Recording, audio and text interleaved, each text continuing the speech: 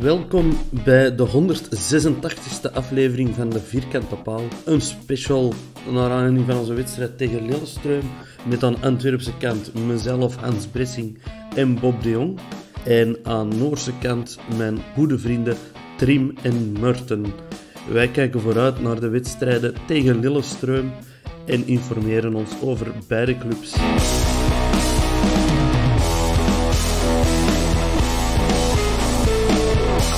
So, welcome to this joint venture with Harde Mottak from Lillestrøm, and I'm going to try to say the Vierkante Paal from Antwerp. The Vierkante Paal, yes, indeed. We just didn't really, make up who's running the show or anything, so we're just sitting here. But you're the hosts at the first game, so you can be host now.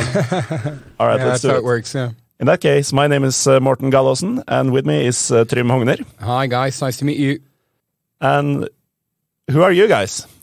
My name is Hans Bressinck. I'm a Royal Antwerp supporter.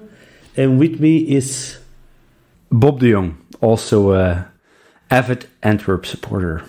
Bob Dejongh might be the Dutchest name I've ever heard in my life. I'm not Dutch. I'm Belgian. So tell us about the difference here. What is Flemish? Yeah, what is Flemish? What is Dutch? What is Belgian? Now you started something. Who speaks French? Who eats that's waffles? the Wallonians or something, but they're Who Belgian makes the too. wooden shoes? How does this all... Yeah, do you guys make cheese? And if so, do you eat it? Bob eats it a lot. No, I'm a vegan, so I don't eat cheese. But Hans, you might want to give this a go. Well, we're basically the same Belgians and Dutch guys. Well, the Flemish part is like the Dutch guys. The Walloons are more like France. Only the Dutch people are more direct than the typical Flemish more person. Outspoken. Yeah. But apart from that, we're totally the same. For Lillestrøm fans traveling to Belgium and Antwerp, what's the language that they can expect to hear? Is it going to be French? Is it going to be Dutch? Is it going to be... Dutch. Yeah? Dutch. With a local accent, which is Flemish. Okay. But it's like the same. All right. Well, there you go. Yeah, and that's good news for us because from my ventures to the Flemish parts of Belgium, everyone speaks English, and perfectly so. So it should be easy enough for especially the ones who went to Finland. Yeah. It's a step up language-wise. They didn't speak any English in Finland? They speak English, but they do have an accent. Yeah, and they actually parts of Finland too. They speak Swedish, but with like a Finnish accent. And as you guys might know, Swedish and Norwegian are those two languages are like almost the same, but a lot of the words are a little bit different as well. So with that Finnish accent, that was almost even more difficult when the locals would start talking to us in Finno-Swedish. But we got by. We got by, and you got by. You got past Drita from Kosovo as well. Yeah, we also spoke the same language. Right. Me and Bob, we went, both of us, to Kosovo, so we know everything about the local dialect now. I think that was just the perfect time to go to Kosovo, because it seems like it's already too late now. Yeah, but the thing is, it's because of the license plates, and they were explaining to us, and we were laughing about it a bit, and then 2 days later, you see it's escalating, so... Yeah, it's sad. How did you guys get there? Because from what we understand, Royal Antwerp fans were not allowed to go to away games. Yeah. No, we were not allowed to buy tickets for the away end. That's how I understood it. Okay. No, the funny thing is, I have a friend, and his father used to be the captain of FC Drita. Oh wow, really? Yeah, and he ran from Kosovo after the war, but before he used to be their player and their captain as well. So they are from the village Giuliani, where the team is from, and they're now on holiday over there for a month. So they arranged tickets for all of us. So they got the tickets for you guys.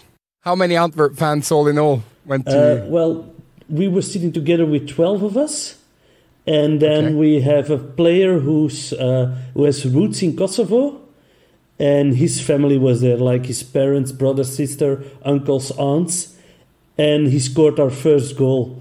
So it was only his third game for Antwerp. He's one of our youth players, and he scored his first goal in Kosovo. So his family was cheering very loudly.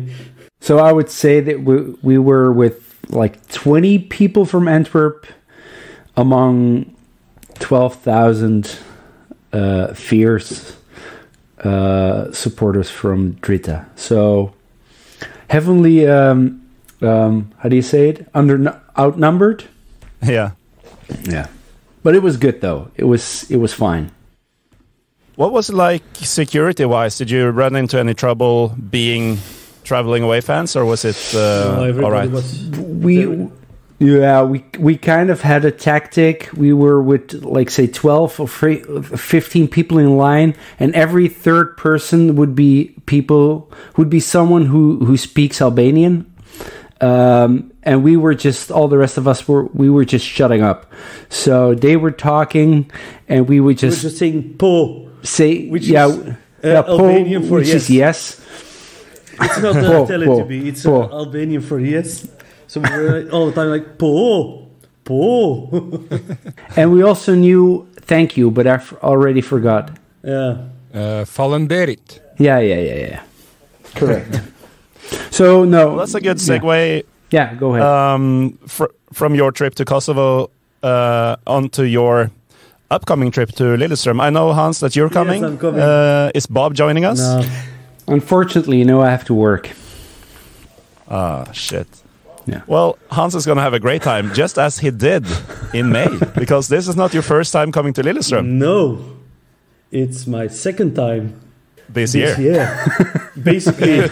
So you're gonna see Lillestrom 4 times in just a matter of a couple of weeks, really. Yeah, I haven't seen them lose yet, but I hope that changes in the near future.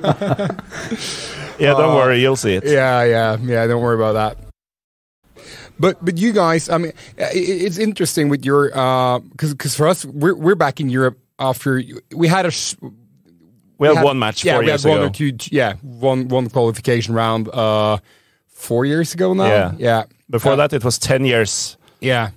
Waiting time. But you guys have been back in Europe and back in on the top or as one of the top tiers top teams in the Belgian league now for a few years, right? So you guys are getting used to this European experience and not traveling, yet, because first season we played against Victoria Pilsen and then AZ, but we weren't allowed to travel because their roof collapsed.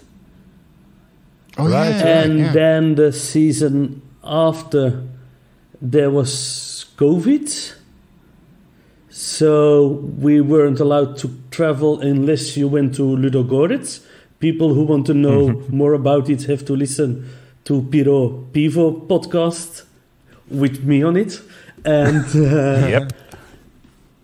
last season, it was like semi-allowed to travel. Like I went to Olympiakos and Eintracht Frankfurt, where I was allowed to go in. I also went to Fenerbahce, but didn't get in over there. So it's like... We're missing out because the season before we won at home 1-0 against Tottenham. We missed that. We had away games to Tottenham, to Glasgow Rangers, stuff like that, and we all missed it. So we're not really back.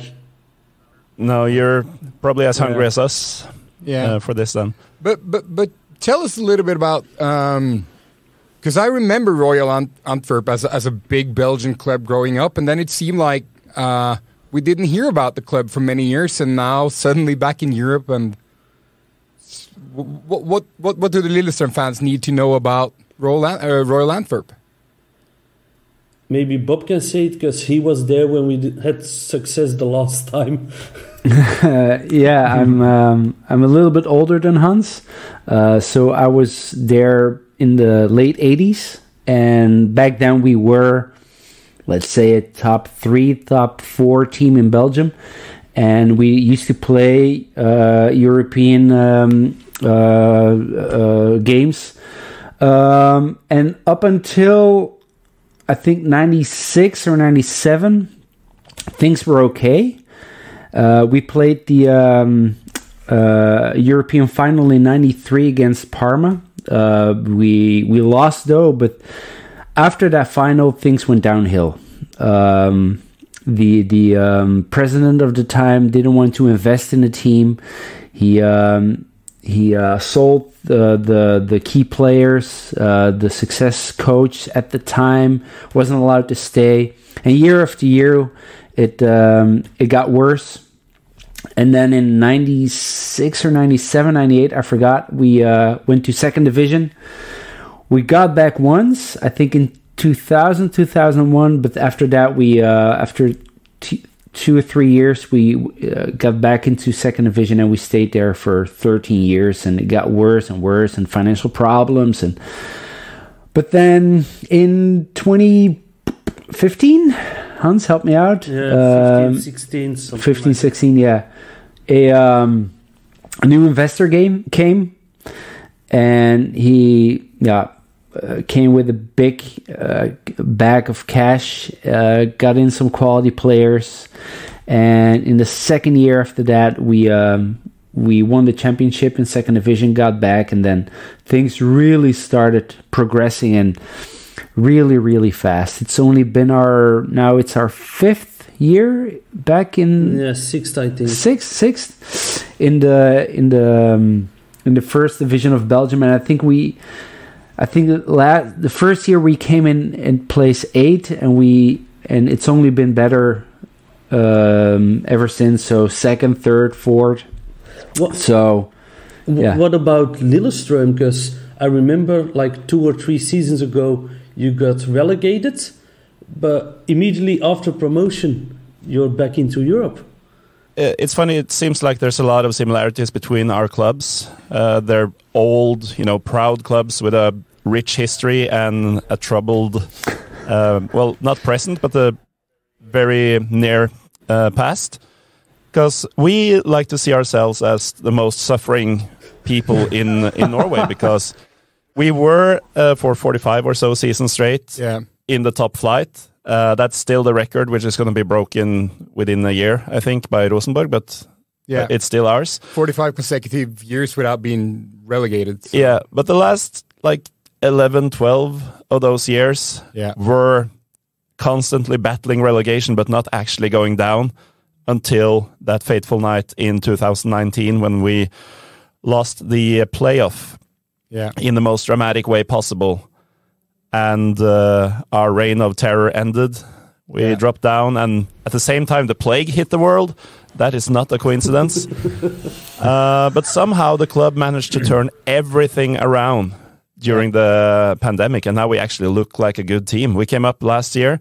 For the Belgians listening, we're playing from spring to fall or spring to winter. So last year in 2021, we finished 4th in our first season back, which is the highest spot we've had since 2001. Which is the last time we took a medal in the league. But yeah, that's true. And this year we have been leading the league for a while. At the time speaking, we're 3 points behind Molde, but they have 1 game extra. So theoretically, we can actually equal them on points. So we've been to hell and back. Yeah, it's been unreal. Just because like Morten said, it felt like it took us 10 years to finally be relegated. So we were just sort of like trying so hard for 10 years to go down. Yeah, so even failing at that. Yeah, so every season just sort of got worse than the last one, but I think the turnaround for the club actually.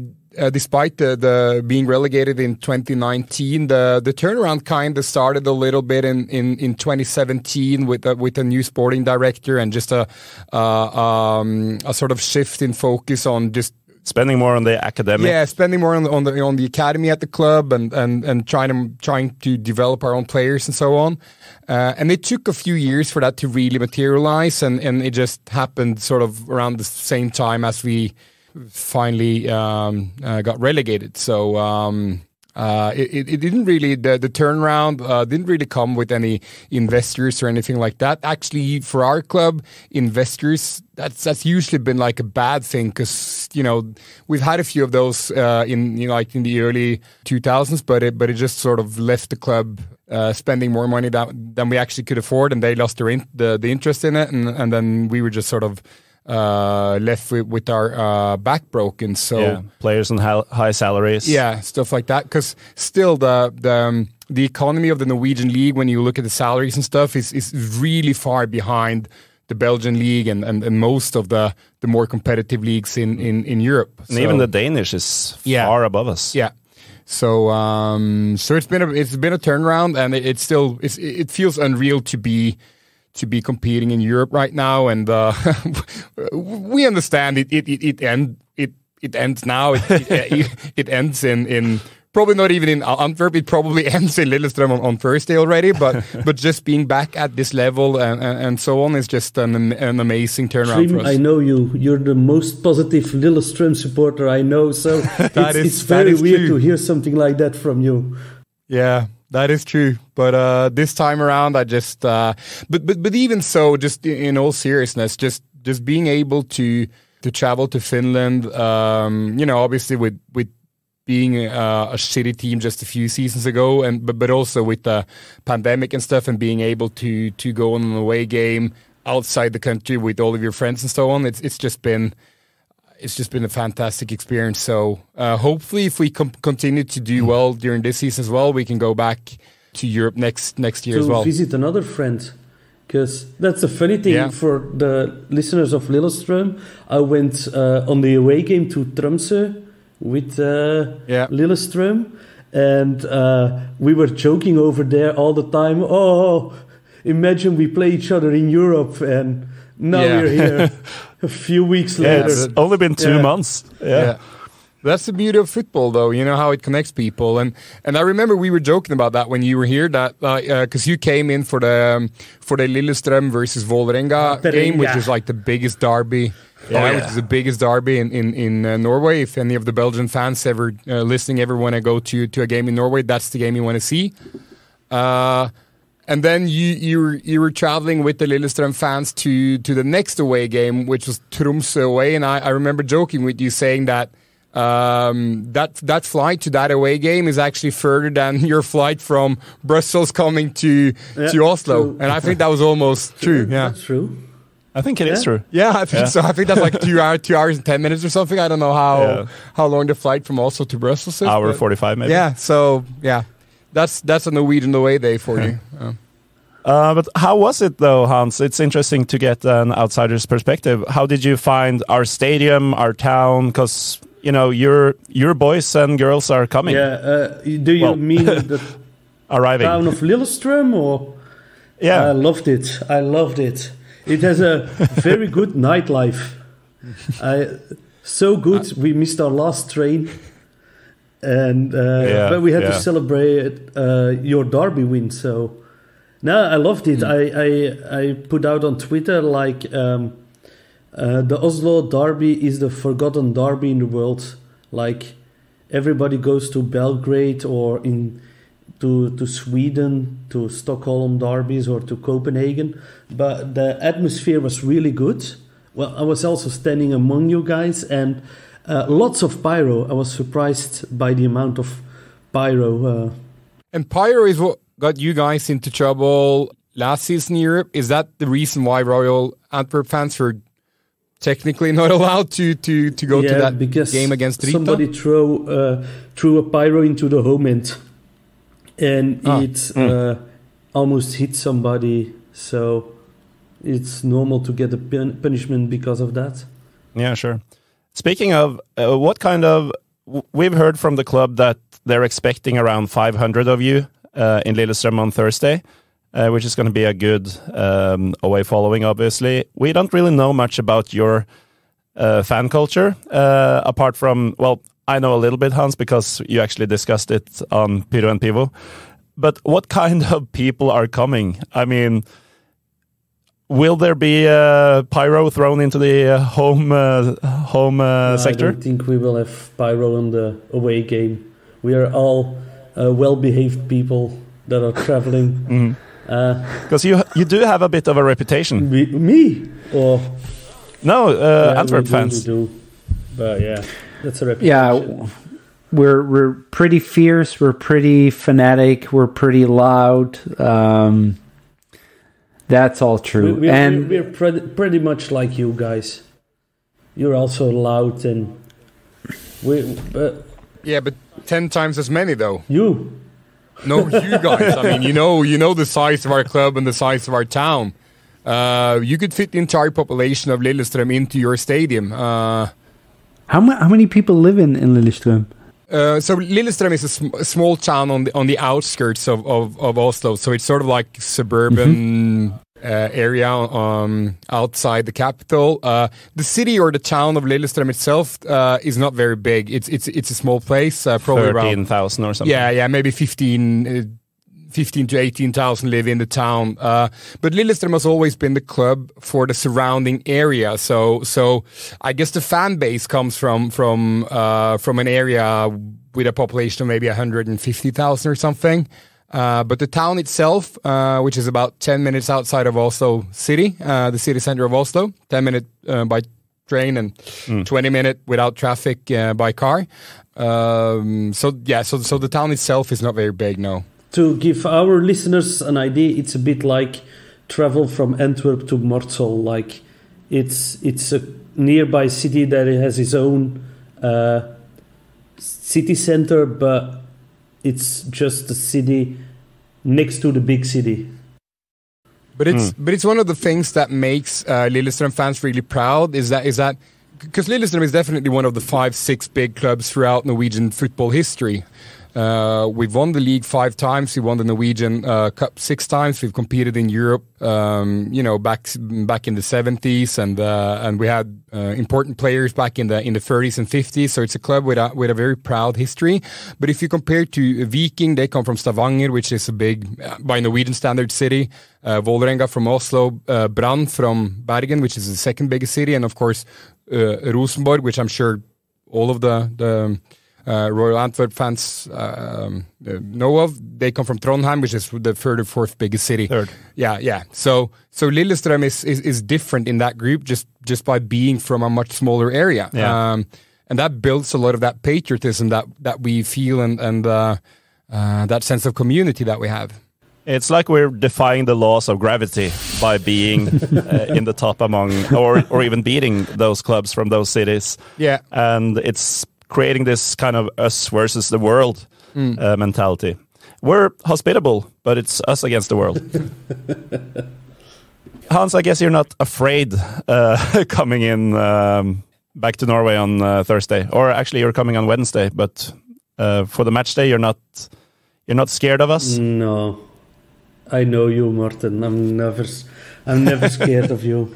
No, we discussed this earlier on Facebook today that you're having a bit of trouble getting a pub in Lillestrøm because the police didn't want you to be here. Yeah, I heard something like that, but I don't know what the thing is exactly. They just told me, because I went to pick up my tickets today, because we had to pick them up at the Antwerp stadium, and they said they're still looking for a pub for us, so I started to search for one myself. We'd be happy to help you out, but the team that we met in the last round, Seinäjoki or SJK from Finland, they didn't really have any away fans at all. No, not a single one, I think. And like we mentioned, the last time we were in Europe, back in 2018, we faced Lask from Linz in Austria, and then they came in, and it was a little bit of trouble, but I think they're based in Oslo, and they didn't really have a pub in Lillestrøm, so they came in all together by train from Oslo. Yeah, we'll see. And that's often how a lot of away fans do it in playing Lillestrøm. Yeah, but then again, they often go to this certain bar just up the street from us in Lillestrøm, and even Rosenborg did that this year. Yeah, but I don't think they do it every year. I don't know. No, but I mean, a lot of teams do, and there's no animosity towards Antwerp as of yet. So I'm kind of surprised that they're making such a big fuss out of it. What do we need to know that we haven't talked about, guys? I'm curious. You were just saying that you think the European campaign for you guys might end on Thursday.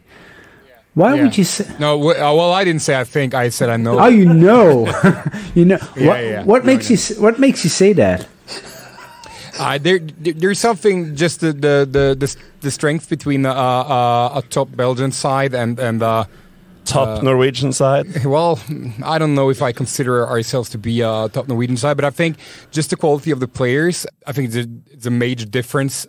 But I also think it's about having that international experience that your players some have certainly has. Yeah. Who are your players we have to watch out for? I know, but yeah, that's another thing. We have a very exciting striker, Akra Adams, and 2 days ago, yesterday actually, when he ruptured his shoulder, and he's out probably for the remainder of the season. So he's out. Definitely a big blow for Lillestrom. Yeah. We have a very a really good center back that I know impressed Johan's ego. I loved him. Yeah, Nigerian center back who's. I don't think he's gonna leave us in this transfer window, but it's just a matter of time before he leaves. You know, we played against Drita in the last round, and after it, we bought one of their players. So maybe if he plays well, we can do it again. Could be the same, or maybe we'll buy Vincent Janssen or whatever his name is. No, but he's our best player. Probably. And then we have that bunch of players who came through our own academy. The goalkeeper, young and talented. Our right back or wing back, Eskil Ed, an exciting player who probably might make it to a higher level in a year or two from now. And then we have a little bit more experience with a player like Gjermund Aasen, who used to play for Rosenborg. We have Kaan Kairin, who's also a very interesting player, 23 years old. Yeah, couple of matches for Finland. Yeah. So we have a decent side by Norwegian standards, but at international level. Here, it's just not gonna. We don't have Nainggolan or Alderweireld. It's weird because you forgot to mention my favorite player, Tom Pettersson. Yeah, Tom Pettersson. So we play with three center backs, and he's one of those three center backs. Left-footed Swedish center back who was. A key member of that, if you remember, Östersund had that spell in Europe a few years ago where they played Arsenal and they just came out of nowhere from Swedish football and had an amazing run in Europe. He was their captain, and he's got a little bit of that experience, but that's pretty much it. But you still play with three at the back, or what's normally your formation? Yeah, usually, but we do use different formations more often now than we used to do. So it's going to be interesting to see how we attack that game at home on Thursday, because obviously there's going to be a certain level of respect facing a much bigger club and famous, so to say, players. But I think we also want to play our own game and play off the back and try to play offensive football as well. What do you guys expect? I'm the worst person to ask that question because I don't know a lot about football. I know pretty much a lot about Antwerp. I know a thing or two about the Belgian league, but I hardly look at any European football. Or, of course, I've heard of the club Lillestrom, but other than that, I don't know what to expect. I was kind of surprised that you said that you would know for sure that Thursday would be the end of the European campaign, because I thought it was going to be a lot harder than the last round when we played Drita. And that was even pretty hard for us. They were. How was that so hard? They made us. We were so surprised seeing that you didn't score at home. They were playing with the blue bus. Yeah, they were keeping 7 or 8 players. Like in the game in Antwerp, they were like defending with 11 of them. We had 70% of possession, but we just didn't get through it. And we don't score as easily yet. We got some. So yeah, we got good quality offensive players, but it's we're not there yet offensively. Not clicking yet. So if by some miracle we come away from Thursday's match with, let's say, a 1-0 or 2-1 win, which would be, outrageous, it would actually work to park the bus in Antwerp in a week. No, it won't. So we shouldn't try. Well, they did it. They did it as well in Drita, and we got through it somehow anyway. So I actually don't expect that Lillestrom will try to do that. I don't. That would surprise me because that hasn't been the mentality of the coaching staff and the players. That would probably be better for us, like two footballing sides against each other. But the thing is, the guy who gave the assist in Drita, the first assist, Benson, he's probably going to Burnley, and he's one of our more technical players, so not sure yet how we will fix that. maybe Januzaj. Yeah. Maybe Januzaj. Adna Januzaj. You got the other side? No, there are rumors. He's coming. He is so shit. I hope you're getting him. Everyone in Antwerp is excited. As you should be. Well, let's hope that transfer materializes. Can he be registered for this match already? You can register 2 players, but the transfer has to be done by Thursday, so I don't think that will happen. Okay. I think Victor Fischer, who's now out of the squad, but played his first minutes last game since half a year, that he will come back into the team, the Danish player. He's a big name in Scandinavian football. Also in Belgium because of his time with Ajax. Well, the timer says 1 minute left, so I'm guessing we're saying thanks and goodbye for now. Thanks for joining us for this session, Bob and Hans. Thanks to Trym and me for joining your session. Thank you. And we'll see you both in Antwerp. We'll see Hans in Lillestrøm. Yes, look forward to it. Hopefully we won't fight. And hopefully you won't humiliate us too much. I will only hug you when I see you.